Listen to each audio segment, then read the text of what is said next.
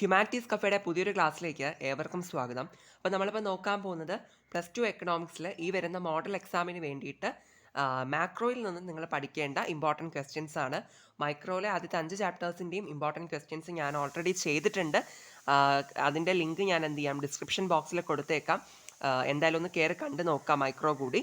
പിന്നെ ഇന്ന് നമ്മൾ നോക്കാൻ പോകുന്നത് എന്താണ്, മാക്രോ എക്കണോമിക്സിലെ 6 ചാപ്റ്റേഴ്സിൽ നിന്നുള്ള, മാക്രോയുടെ ഫുൾ ചാപ്റ്റേഴ്സിൽ നിന്നുള്ള ഇമ്പോർട്ടൻറ്റ് ക്വസ്റ്റ്യൻസ് ആണ് പറയാൻ വേണ്ടിയിട്ട് പോകുന്നത്.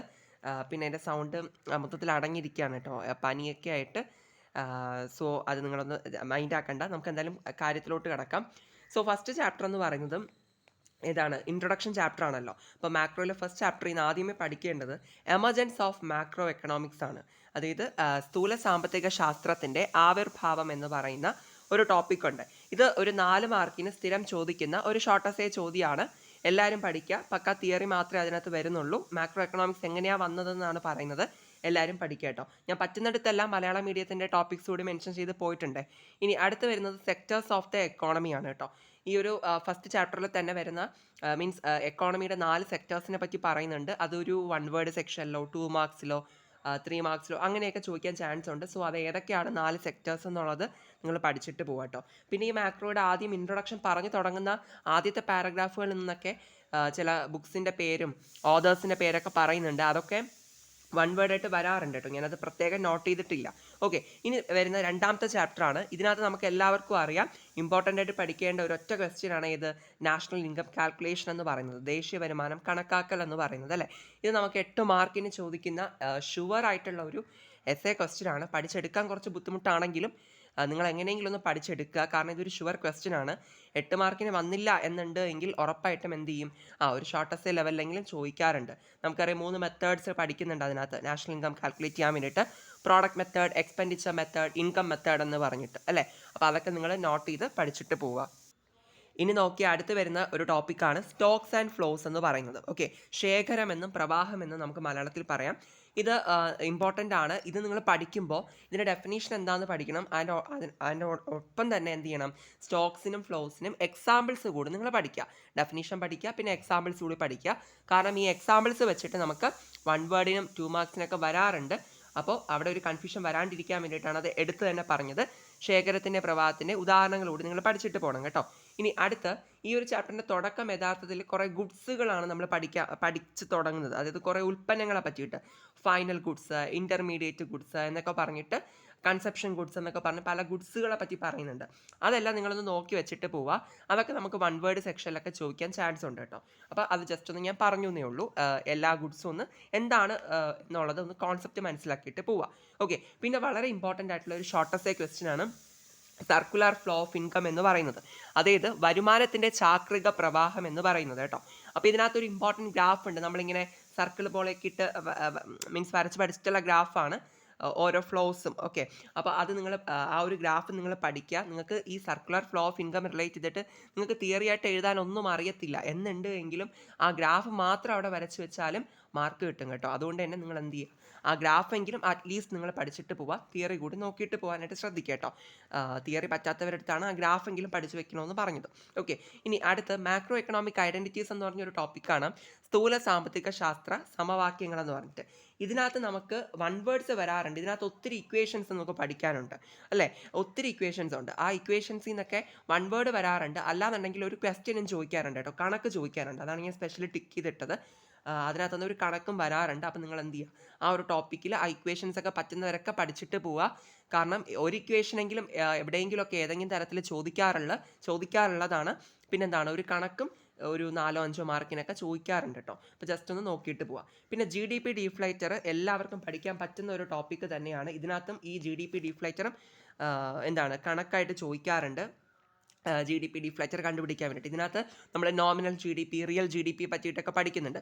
അത് ഡെഫിനേഷനായിട്ട് എഴുതാനും ചോദിക്കാറുണ്ട്. ആൻഡ് GDP ഡിഫ്ലേറ്റർ ഇക്വേഷൻ ഇട്ട് ചെയ്യാൻ വേണ്ടിയിട്ട് ചോദിക്കാറുണ്ട്. ഇക്വേഷനൊക്കെ അറിയായിരിക്കുമല്ലോ. അപ്പോൾ ആ ഒരു ടോപ്പിക്ക് നിങ്ങൾ പഠിച്ചിട്ട് പോവുക. കണക്ക് ചെയ്യാനും പഠിക്കണം, അതുപോലെ തന്നെ ആ തിയറി അതിൻ്റെ കോൺസെപ്റ്റ് എന്താണെന്നുള്ളതും പഠിക്കുക. 2 തരത്തിലും ചോദിക്കാറുള്ളതാണ് കേട്ടോ. ഇനി അടുത്ത ലാസ്റ്റ് ഒരു ടോപ്പിക്കാണ് GDP ആൻഡ് വെൽഫെയർ, GDPയും ക്ഷേമവും എന്ന് പറഞ്ഞിട്ട്. ഇതൊരു യഥാർത്ഥത്തിൽ ഒരു എസ്സേ ടോപ്പിക്കാണ്.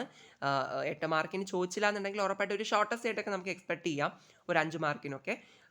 എന്താണ് GDP ക്ഷേമം എന്ന് പറയുന്നത്, GDP ആൻഡ് വെൽഫെയർ. ജസ്റ്റ് ഒന്ന് വായിച്ച് മനസ്സിലാക്കിയിട്ട് പോകാൻ എളുപ്പമാണ് കേട്ടോ. ഇനി നമുക്ക് വരുന്നത് ഏതാണ്? യെസ്, നമ്മുടെ തേർഡ് ചാപ്റ്റർ ആണ്. അപ്പോൾ ഇതിനകത്ത് അത്യാവശ്യം വെയിറ്റേജ് ഉള്ള ഒരു ചാപ്റ്ററാണ്. മൂന്നാമത്തെ ചാപ്റ്റർ ഒന്ന് നോക്കുക.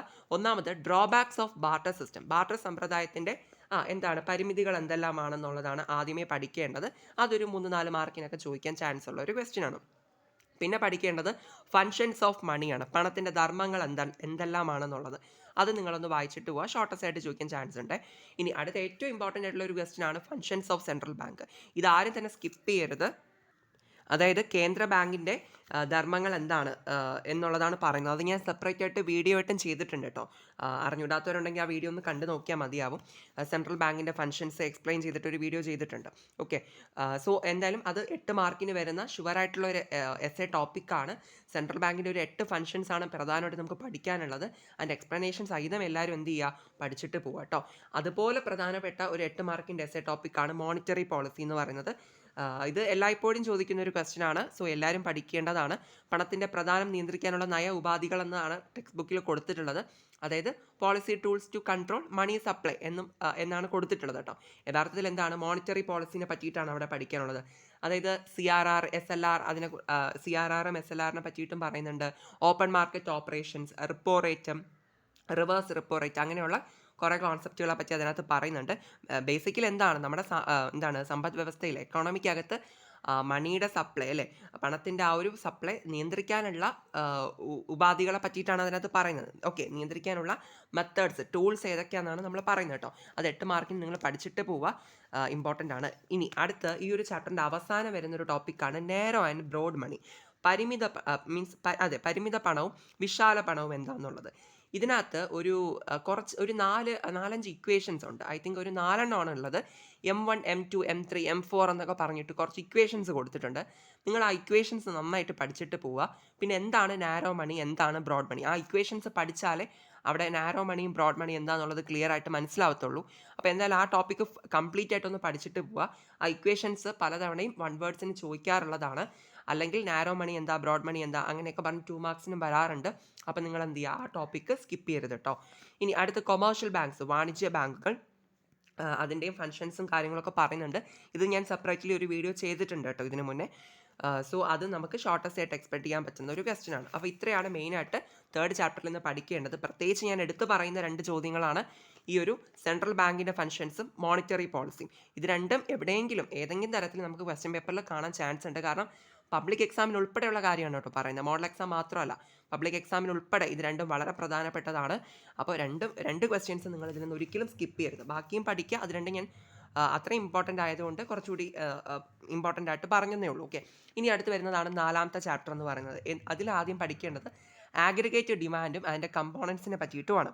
ഓക്കെ, അതായത് സഞ്ചിത ചോദനവും അതിൻ്റെ ഘടകങ്ങളും എന്താണെന്നാണ് മെയിൻ ടോപ്പിക്. ഇതാണ്. ഇതിനകത്ത് നമ്മൾ എക്സാൻ്റെ കൺസെപ്ഷൻ, എക്സാൻ്റെ ഇൻവെസ്റ്റ്മെൻറ്റ്, അങ്ങനെയൊക്കെ പറഞ്ഞ് കുറേ കാര്യങ്ങൾ പറയുന്നുണ്ട്. അതൊക്കെ നിങ്ങൾ അവിടെ എഴുതണം. ഒരുമിച്ചൊരു ഷോർട്ടസ്റ്റ് ആയിട്ട് ചോദിക്കാറുണ്ട്.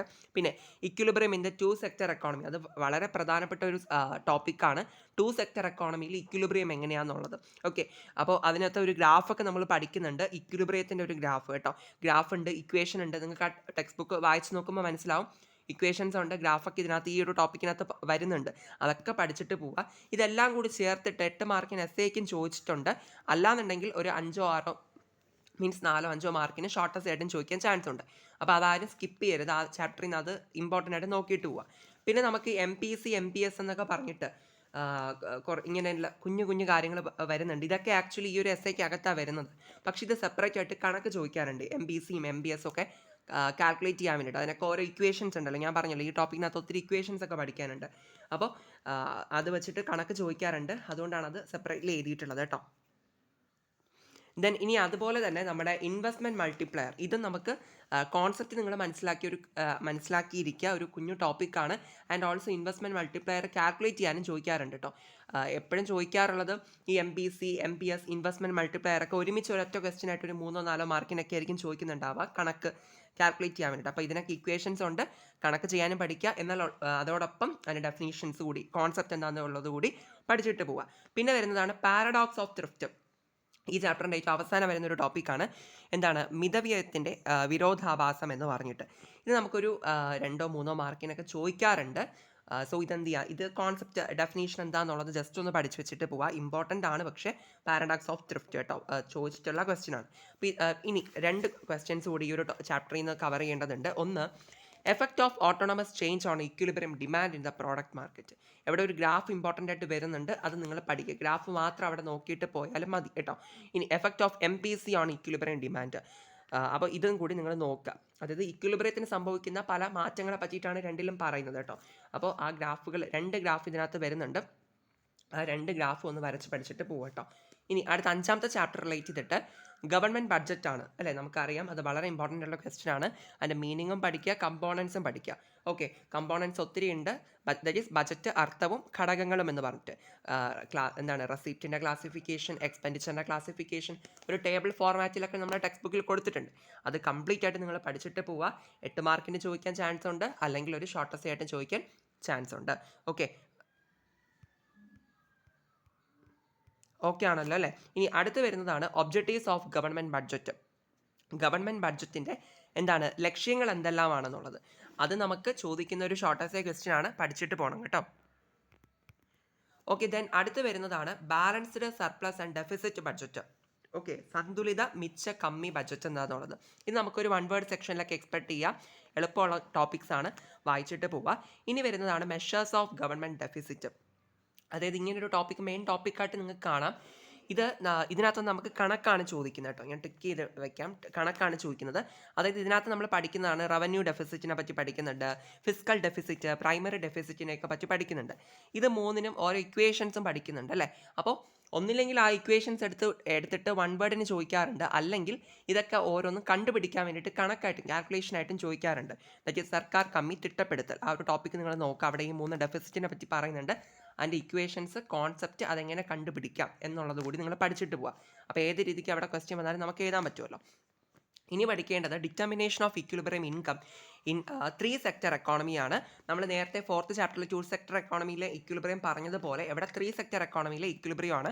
ഒരു ഗ്രാഫ് ഉണ്ട്, ഇക്വേഷൻ ഉണ്ട്, അതൊക്കെ നിങ്ങൾ വരച്ച് പഠിച്ചിട്ട് പോവുക കേട്ടോ, ചോദിക്കാറുള്ളതാണ്.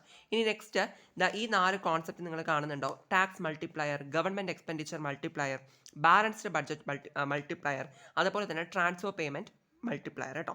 ഇത് 4നും എന്താണ് 4നും ഓരോ ഇക്വേഷൻസ് ഉണ്ട്. ഇത് കണക്കാണ് ഈ ഒരു സെക്ഷനിൽ നിന്ന് ചോദിക്കാറുണ്ട്. ഞാൻ പ്രത്യേകിച്ച് ചെയ്ത് വെച്ചിട്ട് പ്രോബ്ലം ആണെന്നുള്ളത്. ഓക്കെ, ഇത് 4നും കണ്ടുപിടിക്കാൻ വേണ്ടിയിട്ട് വരാറുണ്ട്. അത് ഇമ്പോർട്ടൻ്റ് ആണ്, 4-5 മാർക്കിന് ചോദിക്കാറുള്ളതാണ്. അപ്പോൾ അതെല്ലാവരും പഠിച്ച് വച്ചേക്കാട്ടോ. ഇനി അടുത്ത 6ാമത്തെ ചാപ്റ്ററിലോട്ട് വരുമ്പോൾ അവിടെ ഫസ്റ്റ് തന്നെ ആ ഒരു ചാപ്റ്റർ തുടങ്ങുമ്പോൾ തന്നെ നമുക്ക് തുടക്കത്തിൽ തന്നെ കൊടുത്തിട്ടുള്ളൊരു കുഞ്ഞു ക്വസ്റ്റ്യൻ ഉണ്ട്. 3 ways in which open economies create linkages with other countries. തുറന്ന സമ്പദ്ഘടന പുറം ബന്ധങ്ങൾ ഉണ്ടാക്കുന്ന 3 മാർഗ്ഗങ്ങൾ എന്തൊക്കെയാണെന്നുള്ളത്. ഓക്കെ, ഒരു 3 മാർഗ്ഗങ്ങളെ പറ്റി തന്നെയാണ് പറഞ്ഞിട്ടുള്ളത്. അതിൻ്റെ എക്സ്പ്ലനേഷൻ സഹിതം നിങ്ങൾ പഠിക്കുക. ഒരു 3 മാർക്കിനൊക്കെ ചോദിക്കാൻ ചാൻസ് ഉള്ളതാണ്, ചോദിച്ചിട്ടുള്ളതാണ് കേട്ടോ. അതുകൊണ്ട് തന്നെ അത് ആ ഒരു ക്വസ്റ്റ്യൻ അത് പെട്ടെന്ന് കാണത്തില്ല. ആദ്യം ആ ഒരു ഇൻട്രൊഡക്ഷൻ്റെ ഭാഗത്താണ് വരുന്നത് കേട്ടോ, ഇടയിലാണ് കൊടുത്തിട്ടുള്ളത്. അതുകൊണ്ട് അത് ശ്രദ്ധിച്ച് നോക്കി പഠിച്ചിട്ട് പോകും കേട്ടോ. ഇനി അടുത്ത അതുപോലെ തന്നെ ഈ ഒരു ചാപ്റ്ററിൽ നിന്ന് ഏറ്റവും ഇമ്പോർട്ടൻ്റ് ആയിട്ട് പഠിക്കേണ്ടതാണ് BOP, ബാലൻസ് ഓഫ് പേയ്മെൻറ്റും ബാലൻസ് ഓഫ് ട്രേഡ് അല്ലേ, മലയാളത്തിലും ഇങ്ങനെയാണല്ലോ പറയാം. അപ്പോൾ BOP എന്താണ് ഡിഫറൻസസ് എന്നുള്ളത് പഠിക്കുക. അത്യാവശ്യം വിശാലമായിട്ട് തന്നെ പഠിക്കാനുണ്ട് നമുക്ക്. പക്ഷേ ഒരു 3-4 മാർക്കിനൊക്കെ ഇത് കമ്പാരിസൺ ചോദിക്കാറുള്ളൂ. പക്ഷേ എങ്കിലും വിശാലമായിട്ട് തന്നെ നിങ്ങൾ പഠിച്ചു വെക്കുക. ചിലപ്പോൾ ഇതിനകത്തുനിന്ന് 1 വേർഡ്സ് ഒക്കെ പല ടോപ്പിക്സിൽ നിന്ന് എടുത്തിട്ട് ചോദിക്കാറുണ്ട് കേട്ടോ. അപ്പോൾ എന്തായാലും അതിൻ്റെ ബേസിക്കലി അതിൻ്റെ ഡിഫറൻസസ് എന്താണ് എന്ന് കമ്പാരിസൺ മോഡലൊന്ന് പഠിച്ചു വെക്കുക. ഓക്കെ, ദെൻ അടുത്ത ഡിറ്റർമിനേഷൻ ഓഫ് എക്സ്ചേഞ്ച് റേറ്റ് എന്ന് പറഞ്ഞിട്ടാണ് ഒരു ടോപ്പിക്ക് വരുന്നത്. അത് വളരെ ഇമ്പോർട്ടൻ്റ് ആണ്. അതായത് വിനിമയ നിരക്ക് നിർണ്ണയം എന്ന് പറഞ്ഞിട്ട് ഫ്ലെക്സിബിൾ എക്സ്ചേഞ്ച് റേറ്റിനെ പറ്റിയും fixed exchange rate, managed floating exchange rate, അങ്ങനെ 3 എക്സ്ചേഞ്ച് റേറ്റ് സിസ്റ്റങ്ങളെ പറ്റിയിട്ട് ഇതിനകത്ത് പഠിക്കുന്നുണ്ട്. ഇത് നമുക്കൊരു ഷോർട്ട് എസ്സേ ആയിട്ട് ചോദിക്കുന്ന ഒരു ക്വസ്റ്റ്യൻ ആണ് കേട്ടോ. അപ്പോൾ ഇതെന്ത് ചെയ്യുക, എല്ലാവരും കൃത്യമായിട്ട് പഠിച്ചിട്ട് പോവുക. ഇനി ഇതിനകത്ത് ഈ ഒരു ചാപ്റ്ററിൽ ഒരു 4 കുഞ്ഞു ടോപ്പിക്കുകളുണ്ട്. ലീക്കേജ്, ഇൻജക്ഷൻ, ഡീവാലുവേഷൻ, റീവാലുവേഷൻ എന്നൊക്കെ പറഞ്ഞിട്ട്. അപ്പോൾ ഈ കോൺസെപ്റ്റുകൾ എന്താണെന്നുള്ളത് ക്ലിയർ ആക്കുക. 1 വേർഡ് സെക്ഷനിൽ അല്ലെങ്കിൽ 2 മാർക്സിന് ചോദിക്കാൻ ചാൻസ് ഉണ്ട്. ഓക്കെ, അപ്പോൾ ഇത്രയൊക്കെയാണ് മാക്രോയിൽ നിന്നും പ്രധാനമായിട്ട് പഠിക്കേണ്ട ക്വസ്റ്റ്യൻസ് എന്ന് പറയുന്നത്. ഓക്കെ, അപ്പോൾ നിങ്ങൾക്ക് മനസ്സിലായെന്നാണ് ഞാൻ വിചാരിക്കുന്നത്. എന്തെങ്കിലും ഡൗട്ട്സ് ഉണ്ടെങ്കിൽ കമൻറ്റ് സെക്ഷനിൽ അറിയിക്കുക. പിന്നെ സൗണ്ട് വലുതായിട്ട് ക്ലിയർ അല്ലായിരുന്നു എനിക്കറിയാം. ഞാൻ പറഞ്ഞല്ലോ വയ്യാതിരിക്കുന്നതുകൊണ്ടാണ്. പിന്നെ എന്തായാലും നമുക്കിനി ഹിസ്റ്ററി എക്സാം ആണല്ലോ നിങ്ങൾക്ക് വരുന്നത്. ഓക്കെ. അപ്പോൾ ഹിസ്റ്ററിക്ക് വേണ്ടിയിട്ടുള്ള അതിൻ്റെ ഇമ്പോർട്ടൻറ്റ് ക്വസ്റ്റ്യൻസിൻ്റെ പാർട്ട് 1 വീഡിയോ ഞാൻ ഇന്നലെ അപ്ലോഡ് ചെയ്ത് കഴിഞ്ഞു. ഇനി അതിൻ്റെ പാർട്ട് 2 ഒക്കെ ഇന്ന് വൈകിട്ടും നാളെയൊക്കെ ആയിട്ട് വരുന്നുണ്ട് കേട്ടോ.